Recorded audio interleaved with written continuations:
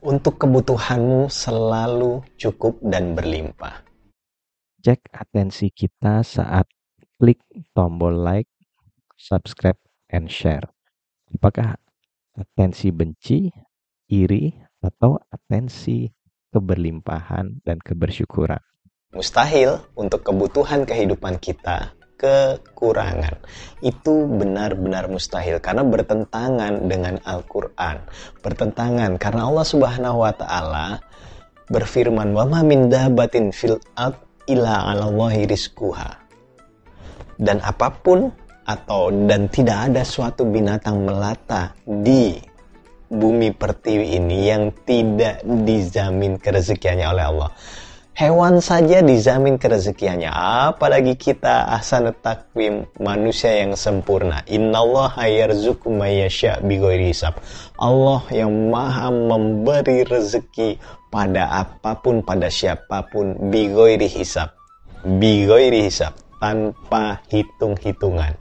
Itu berarti jika kita sedang kekurangan, itu berarti karena kita semakin sering meragukan Tuhan.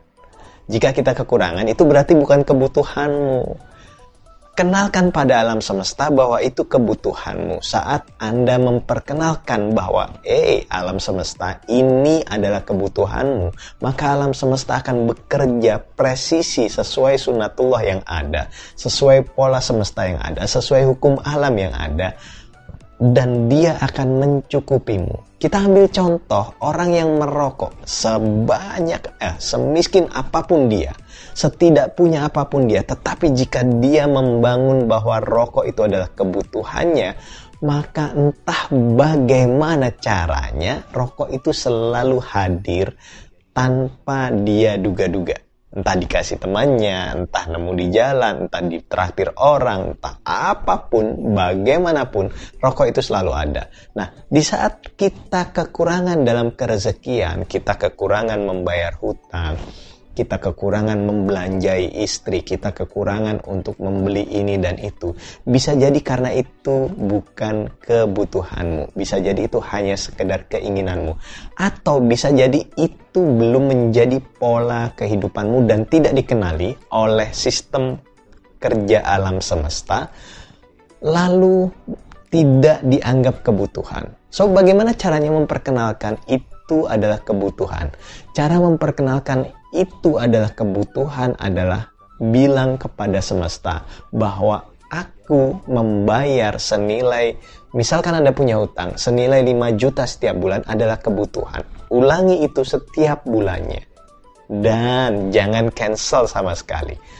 Saat 3 bulan atau lebih itu sudah menjadi pola, entah bagaimana caranya, uang itu akan selalu ada dan hutangmu akan terbayar lunas. Tetapi saat Anda mengcancelnya, saat Anda meragukannya, saat Anda merusak polanya, maka rusaklah polanya dan Anda tidak akan bisa melunasi hutang itu.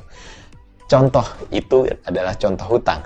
Tetapi bagaimana untuk masalah yang lain, Mas? Saya ingin membelanjai istri saya 10 juta satu bulan. Oke, paksakan di bulan pertama dan kenalkan kepada alam semesta.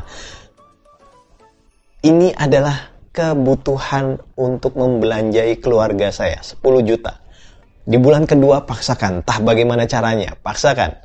Lalu bicara kepada Allah, berkomunikasi intens, aku butuh 10 juta untuk membelanjai keluargaku. Di bulan ketiga pun demikian.